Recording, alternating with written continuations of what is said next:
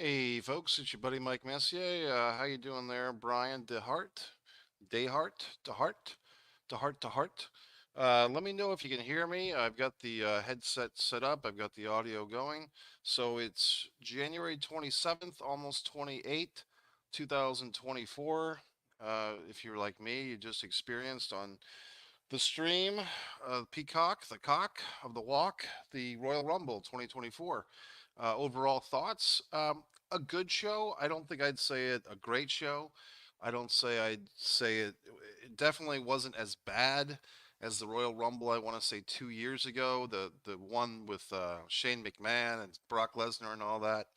Obviously, kind of the big news, the story behind the story, Vince McMahon once again stepping down from WWE. I think that was just yesterday, or was it 2 days ago? And so this, I guess you could say, the first premium live event in the post Vince McMahon era once again. But this time it might stick. But let's just talk about the show for now. Good show, solid show. I don't think anything, including the Rumble. Maybe the biggest news is Andrade. Andrade returned. Um, that's kind of good. He didn't win the Rumble. He seems like a guy who's very talented, but whether it's AEW or here in WWE, he just doesn't seem to be getting that big push. Maybe they'll put him in the LWO. Maybe that will help him. Maybe it won't. Other things that happened on this show, the women's Royal Rumble was actually probably the most fun. The crowd, in my opinion, folks, seemed quite dead throughout this show. I don't think the crowd did the show many favors. I mean, they weren't the worst crowd in the world, but once again, just kind of a mid crowd, as our buddy MJF would say. But the women's rumble had some real surprises, tapping into Total Nonstop Actions roster. First, Naomi, I believe, what was she, number two? She comes in there, and then we saw their champion, Jordan Grace. And they did not embarrass either lady. I mean, Bianca Belair had a elimination over Jordan Grace. That will, definitely something if Jordan Grace ever goes over to WWE or if they continue working with TNA, maybe as a feeder promotion, uh, that would be interesting. And I thought that was good. I thought the women's stuff was good. Um, Obviously, Bailey, uh, longest winning Rumble winner for the women, but really, I mean, she's got to be in the top five or at least the top seven for men's overall time because I think she went 63 minutes, if I'm remembering correctly. So, and she didn't look tired. I mean, she looked really uh, good in winning this thing. Coming down to Liv Morgan, Jade Cargill. I thought that was a really good ending. I thought they made Jade look strong. Nia Jax was used really well as just a baddie, but can be overcome. It's interesting. They have Becky Lynch in there, but she's almost like the veteran who's there to just put over the younger people now. She's kind of in that role. Talking about Becky Lynch. I still say that they kind of dropped the ball on her. I know that she had pregnancy. She had pregnancy. She was pregnant, which took her out of wrestling for a while. But even before then, I think they botched Becky Lynch years ago. But she's still in there. Trying to think what else. No Mickey James in the Rumble. Might have expected that. They've used her for a few times. A lot of these NXT ladies, Tiffany was in there. She did quite well. Probably the story of the Rumble, the ladies' Rumble, besides Bailey winning, is really Jade Cargill, and maybe to a lesser extent the return of Liv Morgan. She looked cute as always. I mean, I think the thing with Liv Morgan is physically she's not very intimidating. She's just kind of a cutesy cutie pie wrestler. The girls like her, the guys like her. Everybody loves Liv Morgan. For her to win the title at some point, for her to have a program with Rhea Ripley, would be good. But you don't necessarily need to put a title on someone like Liv Morgan. She kind of is fine just the way she is, the chipper underdog. She did have that program a few years ago with Ronda Rousey, where she got some unexpected victories over Ronda. Speaking of Ronda Rousey, I did see a little tweet apparently that Ronda Rousey put out, kind of making mention of Bruce Pritchard as the avatar to Vince McMahon, saying that Vince McMahon is still in charge of the WWE because Bruce Pritchard is his avatar. I thought that was interesting. Once again, folks, let me know what you think. So Brian is saying, "What the fuck was that garbage?" What exactly was the garbage, buddy? Was it the Ronda Rousey tweet? Because remember, by the time I see your comment, I might have rattled off a few more sentences or even paragraphs. There is a little bit of a delay sometimes. When you're please, by all means, make more comments, but sometimes there's a little bit of delay. So you got to be specific. What the fuck was the garbage? Are you talking about the men's rumble? Are you talking about the women's rumble? Are you talking about the Ronda Rousey tweet? Are you talking about the Vince McMahon stuff? Okay, so you're clarifying for me the women's rumble or the men's rumble? Which one was garbage? Or do you think that the whole show was garbage? What do you think, buddy? Okay, so now we're getting somewhere, Brian. You're thinking that the men's rumble was garbage. To me, it wasn't. It was very mid. Like I said, I just thought the men's rumble was mid. I thought we'll get into the Roman match. I thought that was kind of mid as well. It felt. I did like the CM Punk Cody ending. I mean, I was kind of thinking that Cody had to kind of be the guy to get it because his motivation. I mean, look, I think whoever was going to win that, CM Punk or Cody tonight, I feel that person was.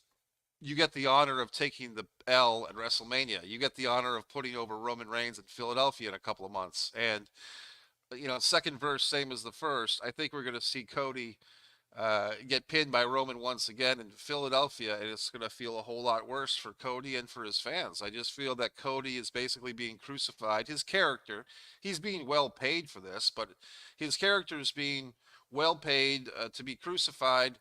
And basically, this is what happens to indie wrestlers. This is what happens when you leave Big Brother WWE. And yes, meet the new boss, same as the old boss, Triple H instead of Vince. But I just don't think they want to give the wrestling community, both the fans and other wrestlers now forever. They don't want to give them the idea that you can leave the WWE, be successful in other places, help launch a promotion that competes with the WWE, and you can do all that, and we'll take you back, but you're going to be putting over our guy. We're not going to have our guy put over you.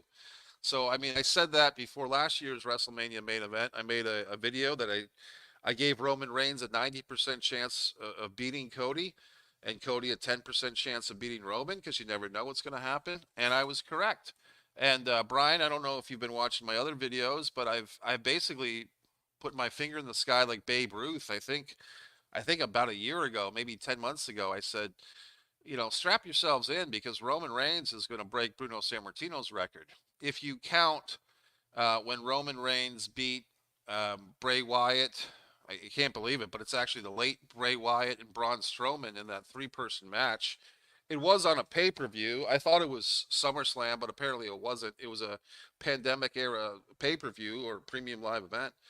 But if you start with that title victory, uh, then I think he's going to beat Bruno's record. And the reason why I said that, Brian, is because I don't think they want fans 50 years from now talking about some guy named Bruno Sammartino. I think they want the fans 50 years from now, 10 years from now, 100 years from now, talking about Roman Reigns. So let me get into this though. You think Brock backed out because of the allegations? Yeah, Brock Lesnar was basically pinpointed, not named. I still haven't read the 67-page thing. I have a lot of stuff to do in my personal life and so forth. Um, but I will get around to reading the 67-page review. I'm going to be doing an interview tomorrow with a comic book creator, Dirk Manning, who basically is the creator of the Arn Anderson My Life is the Enforcer comic book. So that interview's tomorrow live, Brian, if you check in, and everybody else, 1:15 p.m. Eastern Standard Time. This is One Pro Wrestling and Sports Fan YouTube channel. You might be watching me on Facebook. You might be watching me on Twitter or on the replays, what have you nots. But if you could, subscribe to One Pro Wrestling and Sports Fan channel. It's free. So let's go back to this show. So we had the Women's Rumble, like I said. I think the crowd was kind of dead. They picked up for Jade. Jade looked great. It was believable. It was conceivable that Jade Cargill was basically going to win this Women's Rumble, and then Jade versus whoever, Jade versus Rhea Ripley, you'd have to assume. Bailey, you're thinking that she's pretty much going to go after her, partner there in the damage control because you have a storyline there. And then Rhea, I think she's left open. I mean, they could still do Jade versus Rhea. I don't think they will. I think they'll probably stick us with Jade Cargill versus Nia Jax, either at the Elimination Chamber or at the Royal Rumble or at both. I think they're taking their time with Jade.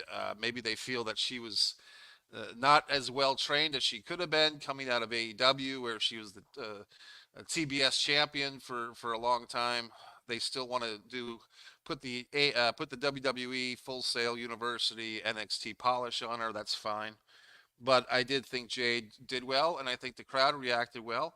They could also just do a nice singles match. What if they just did Bianca Belair versus Jade Cargill at WrestleMania? I think in that case, the smart move would be to have Jade win because you're trying to get her in on this.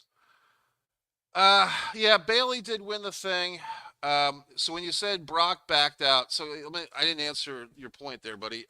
Brock Lesnar was kind of named in these allegations.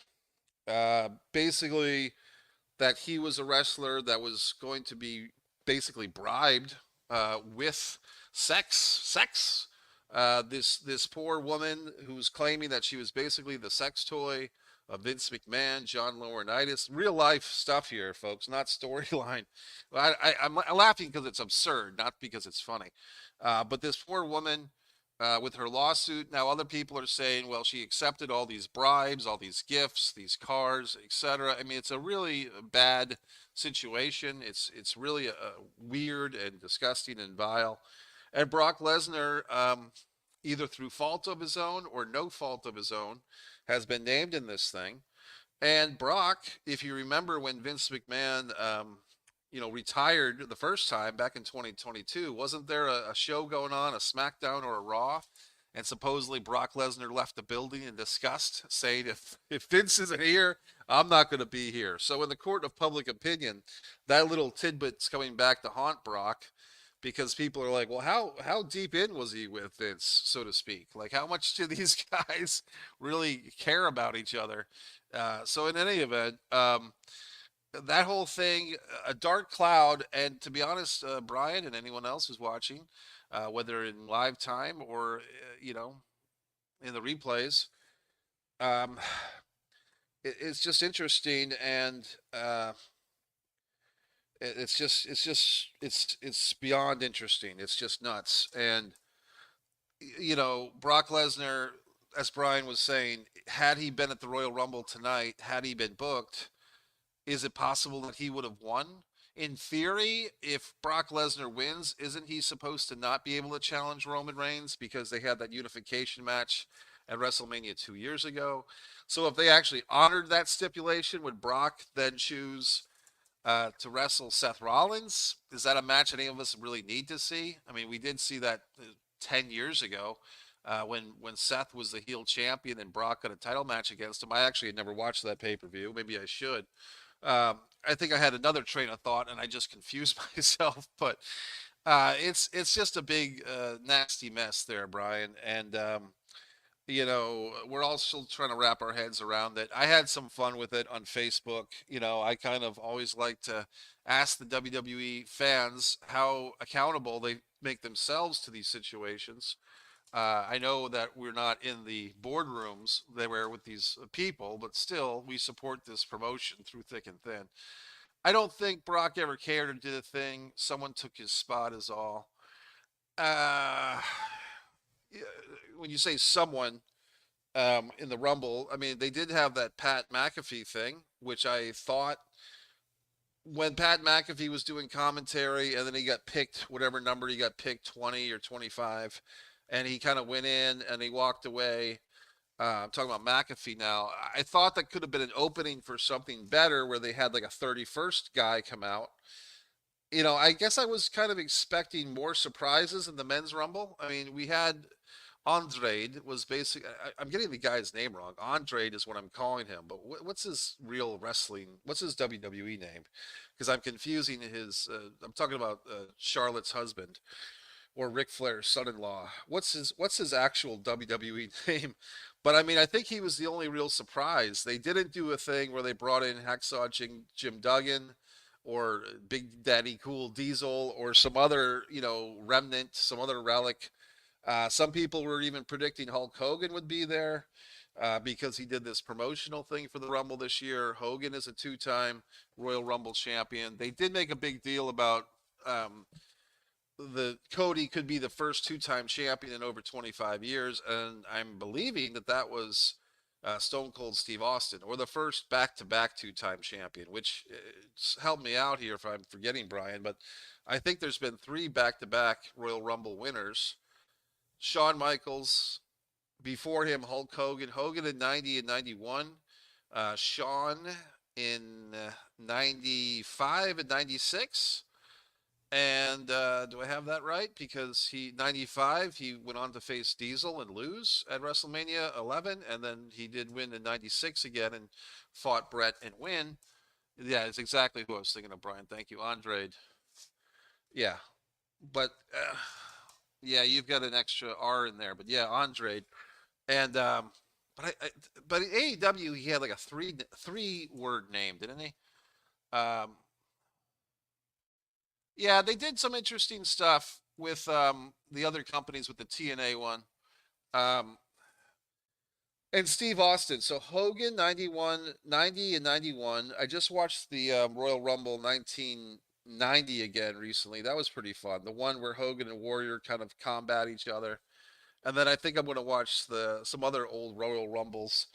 Um, they just seem to be a little bit more epic. I mean, I think, one thing, Pat Patterson's name has come up for perhaps obvious reasons the last couple of days.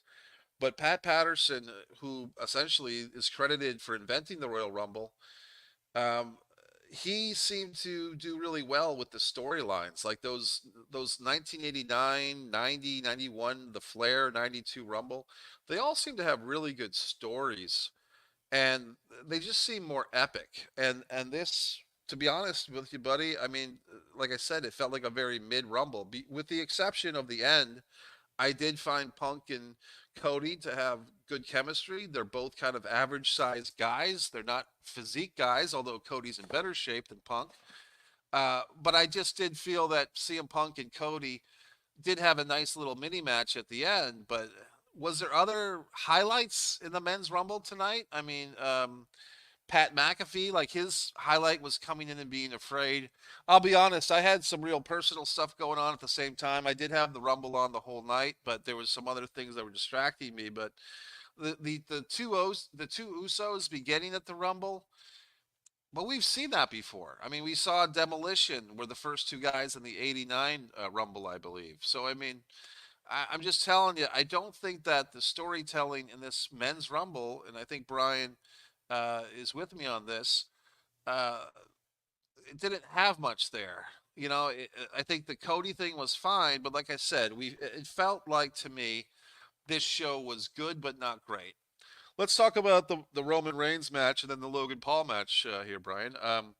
Roman Reigns had three challengers. For whatever reason, although I am still predicting that Roman Reigns is going to beat the record held by Bruno Sammartino, and even if you listen to Michael Cole's god awful commentary tonight, as always, he's god awful, but he was really pitching hard the whole thing about how great Roman Reigns is. And if you feel that Roman Reigns doesn't defend his title often enough, then beat him. Okay, Michael. Well, you can't beat a guy if it's in the script not to beat the guy. It's just the commentary of WWE is so horrendous. That's to be honest, yeah, Michael Cole's the worst. And a lot of times, buddy, I don't watch Raw. I don't watch SmackDown on a regular basis because I hate hearing Michael Cole's voice. It's just such an irritant to me. The Moro Ronaldo guy from NXT 5 years ago, he sucked too. So I don't know. I mean, McAfee, Pat McAfee's decent. Tattoo neck I can live with, but Michael Cole, I just really hate his pitching. You would think that he would get better now that Vince McMahon's not screaming at him. I don't know if you've ever heard that little audio clip of Vince McMahon screaming at Michael Cole, and Michael Cole's eating a shit sandwich, so to speak, apologizing to Vince. But I just, I hate Michael Cole's commentary. He typically ruins great stuff. And this four-person match, I mean, Randy Orton, I mean, a couple of years ago, the expression was swole. When guys were big, they're swole. There was an AEW women's wrestler named Swole. But Randy Orton looked pretty swole. Like he's like 40 years old, 42 years old, and he's all jacked up. And, and I think it was Michael Cole said that Randy Orton is bigger than his leg is bigger than Michael Cole's body, which is probably true. But Randy, AJ is swole now. Everybody's swole. LA Knight's swole. All these big dumb muscle heads, three baby faces can't figure out a way to beat the heel champion. And am I wrong? Was it more or less clean? Like, didn't Roman Reigns more or less get a clean victory in there over the? And even if it wasn't, who cares? Because he's 3-on-1 disadvantage. So he did not stack them. I mean, I guess that was a thing that he didn't do. Roman Reigns did not stack three babyface contenders on top of each other and humiliate them and pin them and degrade them and demote them like he did to Daniel Bryan and Edge at WrestleMania 3 or 4 years ago, whenever that was. But still, Roman comes out looking very Roman-y. I don't think you can make a case even that was one of Roman's best matches. I mean, Roman has had some really good matches, and I'm not a big Roman Reigns guy, but in his title reign, I mean, some of his matches against Cena at SummerSlam was decent. The Cody match last year was very good at WrestleMania. We've had some really good we've had some really good Roman Reigns title defenses. That Edge and Danielson match, the Jey Uso matches were good. This one just felt very by the numbers. You know what I mean? It just felt like a lot of the stuff in that four-man match was by the numbers. I thought the worst part of it was LA Knight bonking AJ Styles' head against the table. It just things like that are just not logical. Like someone's grabbing you by the back of the head and you don't have the ability to put your hands in front of you and stop getting smashed. Yes, I know it's wrestling. And if you think about this stuff too much, it'll give you a headache. But when things are so abhorrent like that, Brian, I have to point it out. Another thing that was abhorrent in the women's rumble, somebody said something. Somebody say something about Tommy Rich here, but basically they were talking about has there ever been a tie in a Royal Rumble? And have we ever had two winners in a Royal Rumble? I'm trying to think in what context. It must have been in the women's thing because this was very early in the show. Have we ever had a tie in the Royal Rumble? Has there ever been two winners? Something like that. And I think Tattoo Neck said we've never had a tie in the Royal Rumble. Lex Luger and fucking Bret Hart assholes. I mean, I for whatever reason, not that it matters, I texted or tweeted Michael Cole, the dipshit, and I just said, get your facts straight. You're getting paid so much money to know all these things. Lex Luger and Bret Hart, that's exactly what they did. 1994, Providence. I mean, they did a really nice double winner thing, and they're both proclaimed the winners. And these shit for brains at WWE, they always try to revise history. I don't know if they know better or not. Sometimes they think they're just fucking with us. But in any event, there has been a tie. There have been two Royal Rumble winners in one match, Lex Luger and Bret Hart. I might even be forgetting something. Well, the Cena and Batista thing, they did have the tie, Brian, but unlike the 1994 thing where they ended the pay-per-view with two winners, Luger and Bret, in that one, which must have been, what was that, 2005? Cena and Batista, that's when Vince came out to the ring, blew out both of his legs, like blew out his groin muscle or his quad muscles or something, and was sitting there on the on the canvas trying to tell them what to do, and they basically did a restart, and Batista won. So Batista got to face his opponent of choice, and he chose to face Triple H. And if I'm remembering this correctly, if this is, am I remembering this one? And then Cena fought JBL. So if I'm remembering all that correctly, then that's what it was. But basically, it was what it was, man. I mean, so Batista was the official winner. But going back to Luger and going back to Bret, we have had a tie. And they could have even mentioned Cena and Batista. And as far as we know, Cena and Batista are both on very good terms with WWE right now. So they could have mentioned them. in that storytelling. I just get hung up on these things, when the WWE tries to rewrite and tweak their own history. I don't understand it. It annoys me and it pisses me off. And so I pointed out, and there you go. And I guess, unless I'm forgetting something, that kind of leaves us with our U.S. title match. There wasn't a whole lot of matches on the show, was there tonight, Brian? But we had this Logan Paul match. I really was not up for this match. I had some stuff going on. I did have the match on the whole time. I did keep one eye on it. It was some type of botchy DQ finish where Kevin Owens got disqualified. These type of things do kind of piss me off. I do respect Logan Paul for what he does in wrestling. When he actually wrestles, I think he's great. And I mean, I will say that Logan Paul is a great heel. He's a great competitor. He's learning very well under the Shawn Michaels learning tree. I guess my thing with Logan Paul is I'm still not a fan of the celebrities coming in whenever they want, and the real wrestlers have to do the honors for them. Whether it's Dennis Rodman, whether it's Lawrence the crack addict, Taylor at WrestleMania 11 with LT and Bam Bam Bigelow. Whenever these celebrities wrestle, man, I really just feel like they should be putting over the wrestlers. I mean, if they're so goddamn famous and popular and they're not full-time wrestlers, why don't they make the wrestlers look good? Why do the fucking wrestlers have to make their ass look good? Yes, that sounds like it's still real to me, damn it, wrestling fan, but it's just absurd. So I have nothing against Logan Paul when he does wrestle.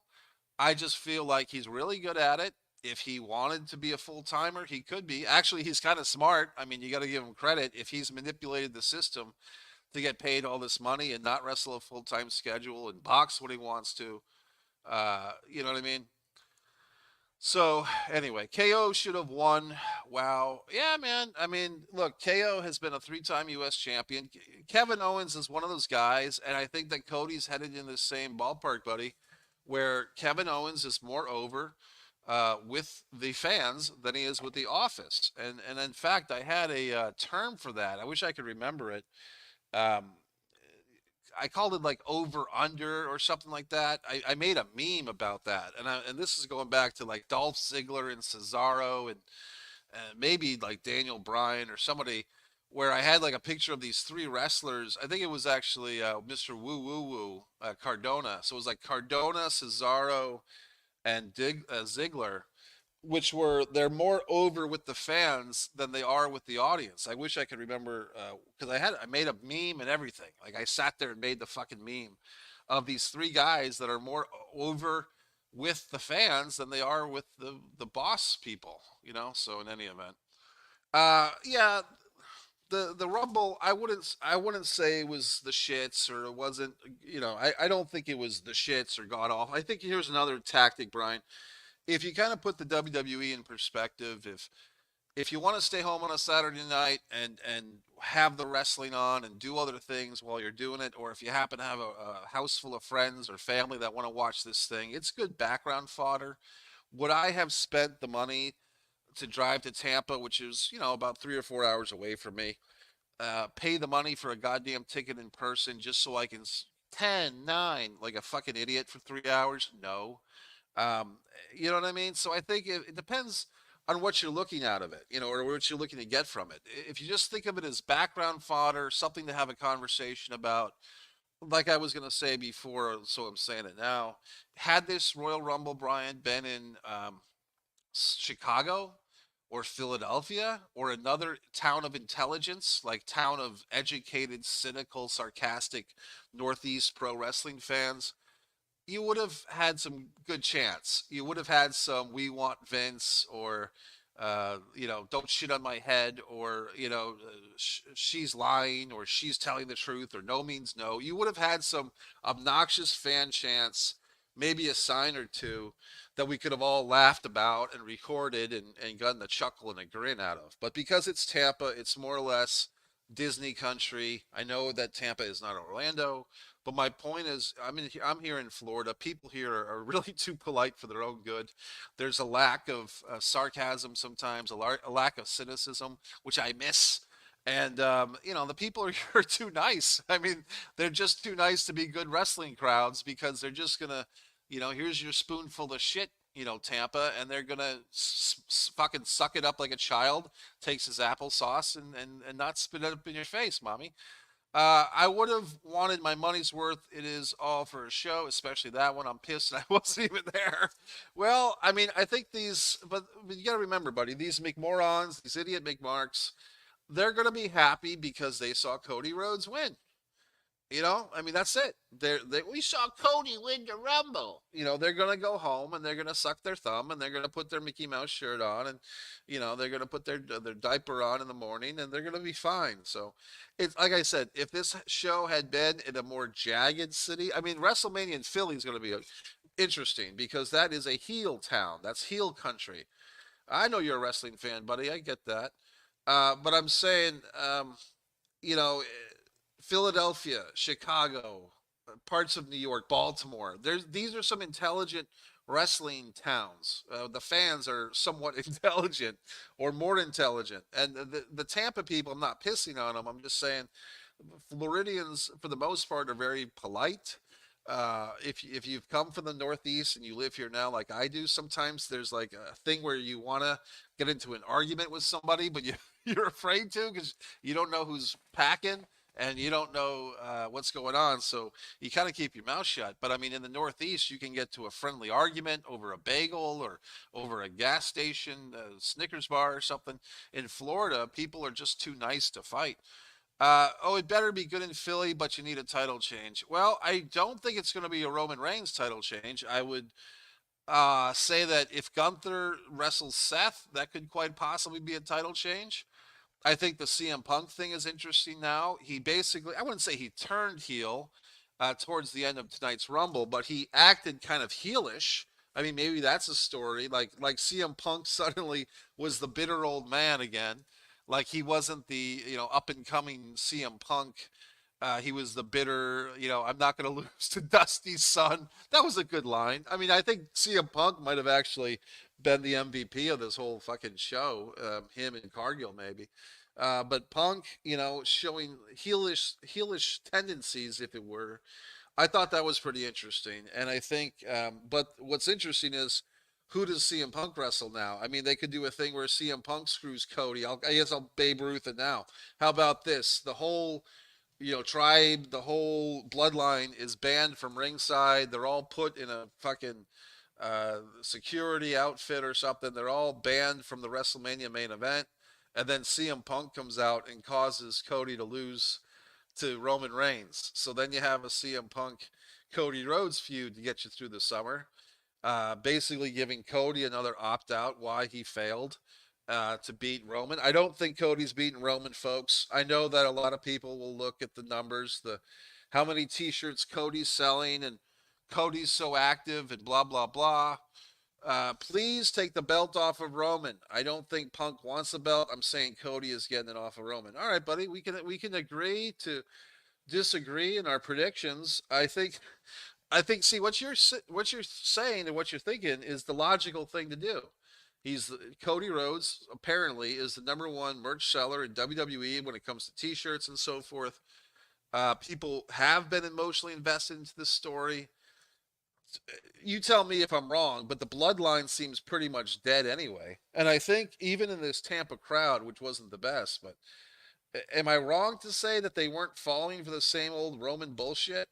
Like when Roman did his little, fist in the mat thing and I'm going to punch you in the head. It didn't seem like the fans cared. When he did his little finger in the air thing, it didn't seem like the people gave too much of a shit. I mean, there was some people doing it, but they just seemed like they were going through the motions, buddy. Well, you're saying Cody's due, and I agree. I think maybe more so if Vince still was with the company. I mean, I think I could see the WWE if Hunter's in charge of creative or whoever the fuck's in charge of creative, maybe to get away from the stain of Vince McMahon and all this stuff, they would put the title on a babyface, meaning Cody, because they just want to red, white, and blue themselves out of this bad public image right now. So, I mean, it would make sense to put the title on Cody at WrestleMania. But I'm telling you, I just predicted that they made a deal with the devil. They don't why they're willing to sacrifice people like L.A. Knight and Sami Zayn and Cody Rhodes and others to Roman Reigns is because they don't want wrestling fans 10 years from now, 100 years from now, 20 years from now, they don't want them mentioning Bruno Sammartino or Hulk Hogan or Bob Backlund as the longest reigning champions. They want to update that. They want to update history. And the way that you update history is you have a guy legitimately set the record. Now, we know that it's all scripted and so forth, but I think that Roman was the chosen guy based on the lineage of his family, based on maybe just his word, that they just feel that they're putting they're putting Roman to get that longevity award. And whatever storyline they have to conjure, I mean, Cody Rhodes going back to back to wrestle Roman twice, well, then you've squeezed 2 years of WrestleMania out of one guy. So you've only sacrificed one guy twice. So for them, that's a win. When I say them, I mean WWE Creative, Triple H, this agenda. As I'm also saying, if this was Vince's idea that I'm saying here, or if Vince approved the idea, now that Vince is supposedly gone, um, does that idea, is it up for change? We'll find out.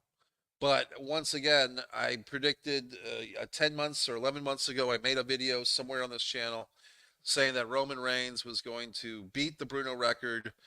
By the way, Hulk Hogan does not have a longevity record, and neither does Bob Backlund, because only one guy can actually have the record. They keep saying, like, Roman Reigns is going to beat Hulk Hogan's record. Roman Reigns might beat Bob Backlund's record. Those guys didn't have records. They were second or third place to the Bruno record. You could say that they had a personal record or a personal best or just there, but it's not a record in a achievements way. If you were just comparing yourself to yourself, if you catch what I'm saying here, basically one person has the goddamn longevity record. That's Bruno Sammartino. So if Roman Reigns wants to beat a record, he's got to beat Bruno. The Backlund and fucking Hogan and Diesel's 10 months and CM Punk's 10 months. Those are not records. That's just their title reign length, if that makes any sense. Some of the hyperbole just bothers the hell out of me. Another one, Brian, is when wrestlers say, at WrestleMania, I'm going to beat you to be the next WWE World Champion or the next U.S. Champion. I'm going to beat you to be the next champion. Actually, if you beat me, you will be the champion, asshole. If you beat me, you're not going to be the next champion. You're going to be the champion. So I will go to WrestleMania and I will beat you and I will be the world champion. Not I will be the next champion. You can say, uh, I'm the next champion now because I'm going to beat you when I wrestle you. And I am the next champion. I am the next world champion because I'm going to beat you at WrestleMania as long as you don't lose to somebody else in the meantime. But for these fucking idiot wrestlers and these idiot script writers, they're always saying, I'm going to beat you for the title and be the next champion. No, you're not, asshole. If you beat me for the title, then you are the champion. I mean, it's just shit for brain, idiotic stuff like that that I can just the Swiss cheese of pro wrestling logic that I cut through like a knife because these morons don't know how to use the proper English language. And what can you do? I mean, you just have to point out these things for intelligent people like yourself, Brian, to enjoy my insights because the masses don't. They just don't. They don't have the IQ to live up to this type of thinking, apparently. So anyway, I'll get off my high horse for just a moment. Did I forget anything? I mean, we had a shitty, goofy Logan Paul match. We had the women's rumble that was probably the better rumble of the night, just wasn't as over with the fans. We had a men's rumble. I did like the finish. I thought, how long did they go? 8 minutes, maybe 10 minutes, Punk and Cody. I thought they were in there together for a while. I do like that as a feud, so I'm going to stick with my prediction. I think CM Punk's going to fuck over Cody for that title, for that title opportunity. Keep the belts on Roman. It'll be interesting to see what they do with Seth. Are they going to do Seth versus Gunther? Are they going to do Seth versus Punk? Like I said, it felt like Punk was kind of going heelish on us tonight, and they started up with this Seth Rollins Gunther thing. Where does Drew McIntyre fit into this? I will get into this now. I forgot about this before. When our buddy there, when it came down to the final four, it was Gunther, Seth Rollins, not Seth Rollins, Gunther, CM Punk, Cody Rhodes, and Drew McIntyre. I want to ask you, and you can write another comment. Of those four guys, who looks like the world champion? Let's go through them again. Uh, CM Punk, he's 45 years old, 46. He's about 230 pounds. Somewhat good physique, decent physique. Not a body guy, but he keeps himself in the best shape. He's in wrestler shape. Cody Rhodes probably in the best shape of his life the last couple of years. I don't know if he's on something or if he's just working out better, but Cody looks pretty good for Cody.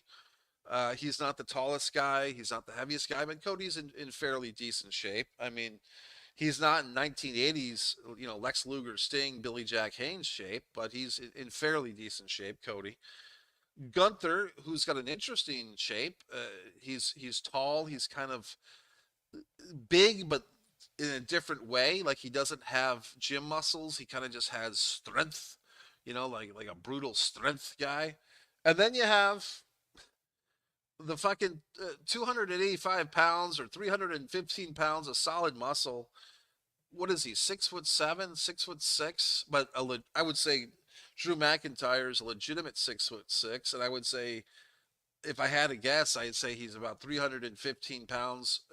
To me, more or less solid as a rock.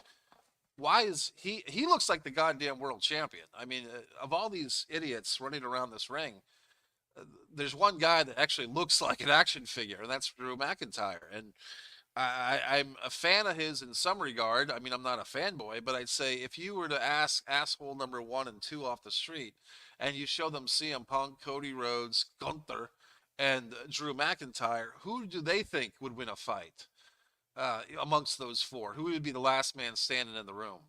McIntyre by a mile. He's the guy that looks like a real champion in my book. So I don't know. I just don't get it. I mean, it seemed like Drew was another sacrifice at the altar of Roman Reigns. My buddy Jimmy Faluca, who I'm overdue to do a couple of more of these with, he's been saying that for a couple of years, that they keep putting people at the altar of Roman Reigns and sacrificing guys. And if they're really sacrificing someone, we know that is Drew McIntyre. So where does he fit in? Could he? But he's kind of a tweener now, maybe in between heel and babyface. So it's very interesting. We'll see. But the WWE did accomplish a mission tonight. They had to get over this Vince McMahon stuff. They did a solid, out of 5 stars for the entire show. I'd say a solid 3. You can say that you had a surprise. You had Naomi. I don't think Naomi's coming back full time to WWE. It seemed like just a step in the ocean for her. It seemed like she's still with the group that she's with, TNA. So I don't know. Was fucking Naomi with TNA or MLW? I think she's with TNA. I enjoyed the show, but like I said, it was a 3-star out of 5, not a 5 out of 5, not a 4 out of 5. And that's it. So it's your buddy Mike Messier. If you have any more questions, write them up real quick, because otherwise I'm going to call it a wraps. I will be doing a very special interview. We're scheduled for tomorrow, 1:15 p.m. Eastern Standard Time, with Dirk Manning, the creator. No problem, Brian. I'm just saying that tomorrow, 1:15 p.m. Eastern Standard Time, if you come back to One Pro Wrestling and Sports Fan YouTube channel, it should be a live broadcast. I'll be interviewing the writer and creator of the comic book about Arn Anderson, which I have a copy of here. It's My Life is the Enforcer, Arn Anderson, My Life is the Enforcer. It's the new comic book by Dirk Manning, and I'll be interviewing Dirk himself through this platform. You'll see my little head on one side, his little head on the other, and we'll be discussing his work as a graphic novel creator, writer, I'm sure he's going to get into all types of interesting things about the creative process. I'm not sure if Dirk is a lifelong wrestling fan or if he just got into this because of the Arn book, but I'm looking forward to finding out. And if you're looking for another cool interview on this show or on this YouTube channel, I'd kindly suggest the Kevin Anton interview. Kevin Anton played Harley Race in the film The Iron Claw. So Kevin and I did a really nice interview about a week and a half ago, and that's on here somewhere. And if you go to one Mike Messier YouTube channel, you can see all of Mike's instant movie reviews. I just saw the Lolita esque film Miller's Girl with Jen Ortega. Jen Ortega playing a high school girl in this Lolita esque movie. Very interesting. I've seen most of the big movies recently, and I do them over. I review them on Mike's Instant Movie Review on one Mike Messier. I have another YouTube channel, One Artist Mike Messier, which shows my original artwork. And my original films is One Man in a Camera Films. As you may or may not know, I also publish books to an extent. Here's one of my publishings Kate Spain's Bad Girls with Good Tattoos by the one and only Kate Spain. This is available on Amazon. And my other books are wonderful and awesome, and you should buy them. Okay, folks. Thanks for the interaction, Brian. No problem with the phone, buddy. And we will see. We'll have a gentleman's bet, no money. Um, you're saying Cody's getting off of Roman. I'm saying that Cody is getting pinned. Rody, how's that for a wrestler? I say Roman pins Cody once again due to interference at Mania from CM Punk, starting the CM Punk Cody feud. You say Cody finally finishes the story and gets that title. All right, everybody, have a good night. Your buddy Mike Messier.